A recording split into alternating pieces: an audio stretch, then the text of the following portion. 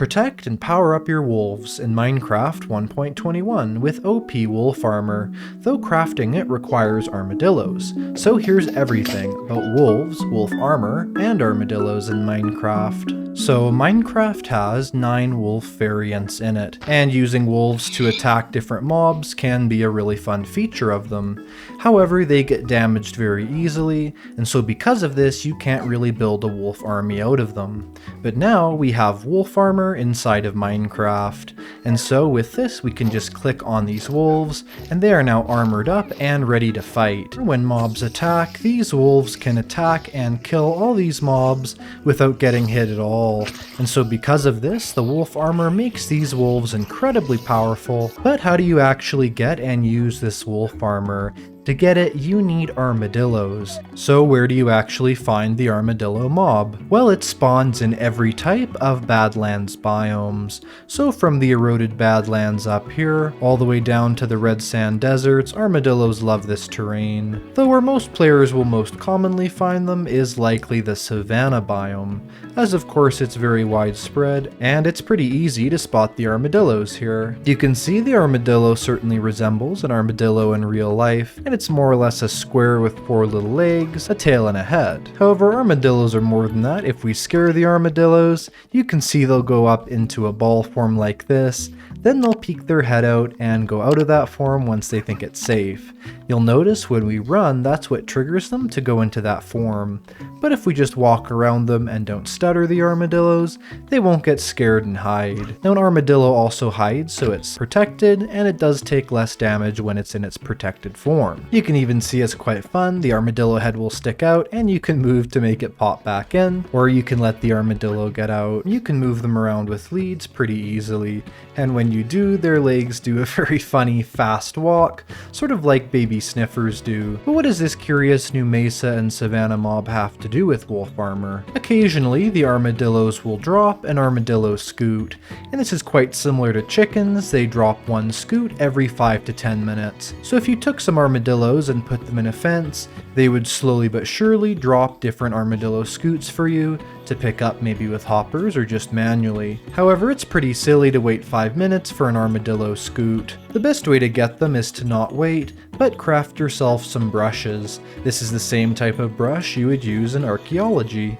So with this brush, we can right click on the armadillo, and a scute will come right off of the armadillo, and it'll take a whole quarter of that brush's durability. So because of that, you can use 1 brush to convert it into 4 scutes. However, in Bedrock Edition, the brush can actually take 5 scutes off of the armadillo, and this is much like milk buckets on cows, where we can just click through all these brushes, and they are going to instantly give us as many scutes as we want. But this doesn't just work as the player. You can even put brushes inside of a dispenser, and have a system where we slowly move the armadillo to it, and then it is brushed. So you can make automatic scute farms, you can manually brush them off, or you can wait for them to drop. Let's learn a little bit more about the armadillos. You see, armadillos have a very strange favorite food, and that's actually spider eyes. You can see here we're leading this armadillo around with the spider eyes, and it is very adorably following us. Now, as you can probably guess, spider eyes are the breeding food for armadillos.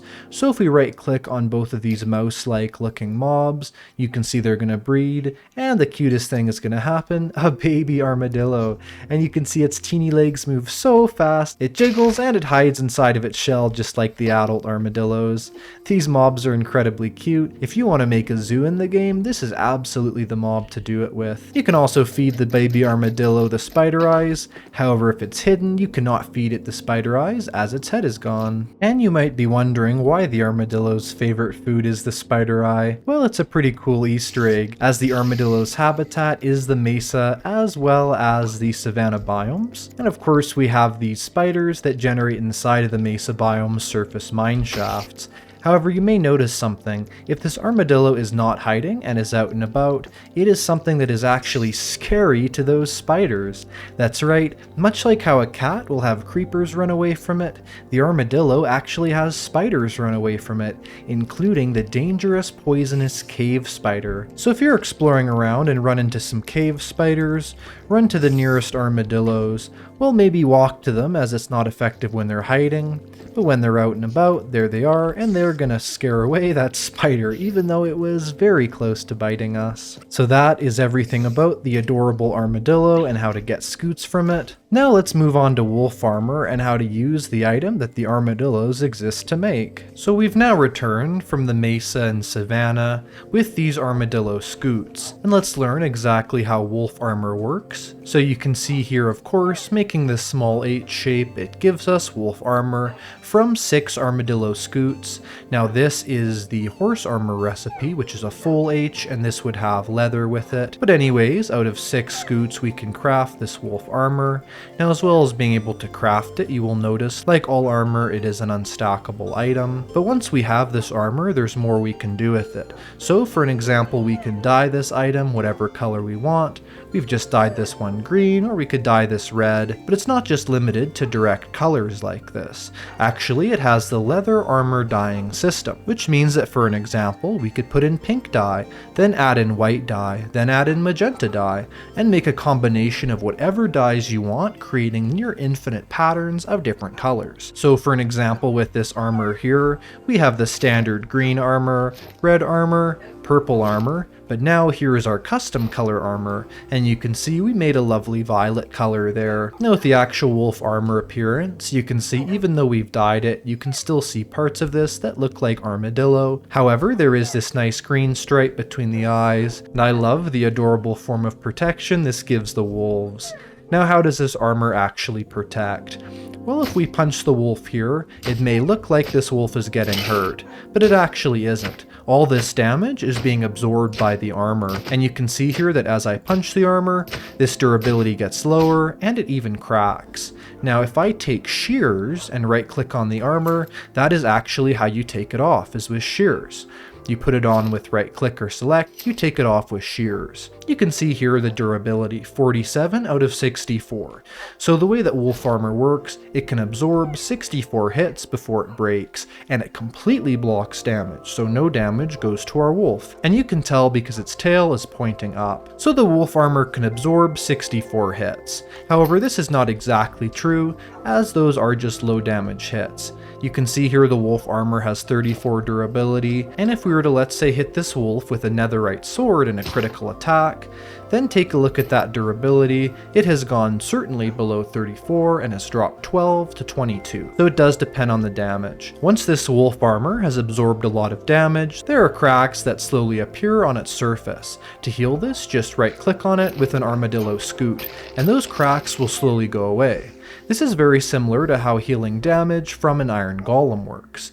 You see with an iron golem, you can right click on them, slowly healing their cracks. Each one of these armadillo scutes will heal 8 damage that is given to the armadillo armor, which means it would technically take a total of 8 scutes to actually fully heal the armor you want to. So when your wolves are fighting for you and you notice them taking damage, sit them down and repair their armor with armadillo scutes. Alright, so this protects the wolves fully from tons of damage. But while the wolf is wearing this, what type of damage is not prevent? Any type of damage that is based on a lack of oxygen. So for an example, falling in the void, drowning underwater, or being inside of blocks and suffocating, none of those forms of damage are stopped by the wolf armor. As well as that freezing is not stopped, and magic damage from enchantments, and then thorns, wither damage, entity cramming, and the sonic shriek. Now this makes the wolf incredibly powerful, being invulnerable to every single mob in the game except for the Warden and the Wither. Now that's how the amazing wolf armor protects the wolf. However, how does wolf's health actually work? And this has been majorly changed recently. So to start, when you have a damaged wolf and you heal it,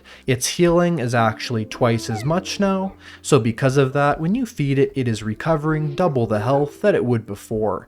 Now as well as that, the wolves actually have double the health that they had before. They used to have the same health as the player, meaning that they had 10 hearts. However, now they have 20 hearts, which is double that of the player. Now they did used to have a buff where damage from the environment, like let's say fall damage, was reduced for them in half. That is now not true, but it does mean that they do still have double the defense against mobs. Of course, you can still heal wolves with any type of food, also now being able to do things like fish and pufferfish to heal them. However, if you have an incredibly large pack of wolves, it can be hard to heal them all individually, so splash potions can be an idea when you have many damaged wolves. It's great to have so many different wolves, but it can still be hard to tell them apart even with the dyed armor, so some other tricks to customize your wolves is to first name them. You can of course have a name tag be renamed in the anvil, then apply that name to a wolf if you want. However, as well as that, we can give them contrasting collar colors. So you can always dye a wolf's collar whatever color you want, but now we can make them contrast with the armor. So this wolf now has a yellow collar to match the purple armor, giving it a really cool contrast. This green armored chestnut wolf Dexter over here can now have a blue dye be applied to it, and this will give it another amazing contrast between the green and blue. Now how do we get a wolf army? Well, the first thing of course is we want to breed our tamed wolves to get as many wolves as possible. So feed all the wolves you can, making sure they're standing up, and that will breed us new wolves. And actually you can see something really interesting that happens here. This baby wolf has a yellow collar. That's right, now inside of Minecraft 1.21, wolves will inherit their collar color. This is a completely new change, as they used to just have a red collar. So you can also tell what baby the parents came from. So keep breeding up the wolves till you have a large number, and you cannot put wolf armor on a baby wolf. But once they've grown up, wolf armor up these wolves and let's go attack some mobs. But once you've bred up about 20 or 30 wolves, let's now take this very protected, double the health mob out to fight. Now to get a wolf to attack a mob, simply damage it at all. Then all our wolves are going to go after it to kill it. This can also be done with things like bows and arrows, so you can shoot an arrow at that zombie villager and it is now going to be killed by these wolves. And you can see there, because that zombie villager hit me, the wolves will also attack it. So either you hit a mob or the mob hits you, and that's what'll make them attack it. Now an interesting thing is, this skeleton here is being hilariously chased and attacked by these wolves, and they do that automatically, and that's because of the fact that wolves want to eat the bones of skeletons. However, something you may notice is that they'll only ever go after one mob at a time, so you have to be really careful, as if you have a big crowd of mobs, they're not as effective. If you do hit something like a creeper, you can notice that those wolves do not attack it, and that's because they don't want to be blown up by it. You can notice an explosion went off next to our wolves, and they have not died. However, their armor is now damaged, and this would be a smart time to repair it. So always bring Scute with you to heal up your wolves' armor. But even things like baby zombies are an especially good thing to have wolves go after, as they are fast. But again here, let's punch 2 zombies. You'll notice all the wolves go after zombie number 1, then after they've killed zombie number 1, then they go after zombie number 2. So this makes them a little bit more inefficient in crowds, and if we did have, let's say 20 or 30 wolves here, a much bigger pack, it would function the same. Now I said wolves will harm any mob that you've damaged or that's damaged you, outside of a few exceptions, and this is true, but this does not apply to splash damage. So if we throw a splash potion of healing at this zombie, which hurts it, you can notice these wolves have not gone after it, so you do have to directly hit a mob for them to attack it. Attacking skeletons applies to all types of skeletons, so they'll run after husk mobs from the snowy biomes, and they'll also attack the bogged mob. You can see over here we have this bogged here, and these wolves are going after it too, and it's running for its life because its bones are on the menu. Maybe bring these guys with you to the trial chambers, and they could kill all those bogged. Alright, so of course that's wolves attacking standard mobs, but let's take a look at what wolves would do if they were actually put against incredibly dangerous mobs. For our test, we have 10 wolves, each has full health, and each has wolf armor with full durability. Let's start by seeing how these mobs do against some nether dangers. We have the Blaze, Wither Skeleton, and Zombified Pigman. Now you can see that the mobs are first going after that zombified piglin. Now if I hit the Blaze, the wolves will try and come after it, but you can notice here with a flying mob they're not particularly effective unless that Blaze is stupid enough to fly down.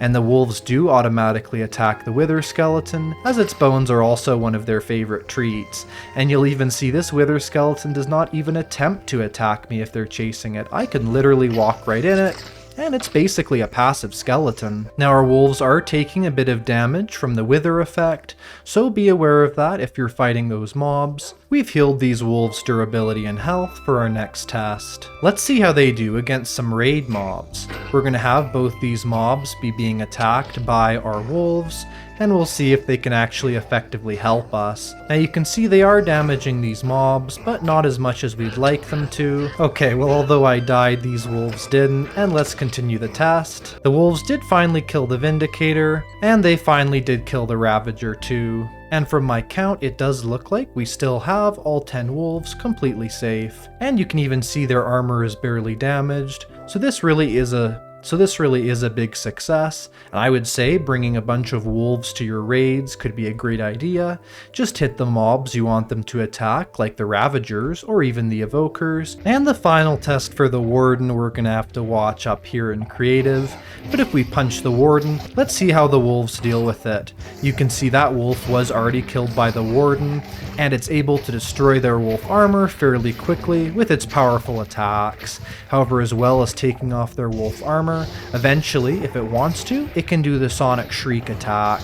So wolves are not effective against the Warden, and that's something to be very careful of, and I would not suggest bringing wolves into the ancient city. These wolves are still incredibly useful, even in structures like the trial chambers. And if a wolf of yours ever does die, you'll know as it's broadcast in the chat. Anyways, that's everything about wolf armor, armadillos, and how to attack with wolves in Minecraft. Good luck building a wolf army, and I hope you enjoyed this video. If you did, press the like button, subscribe, and I will see you in the next one. Goodbye!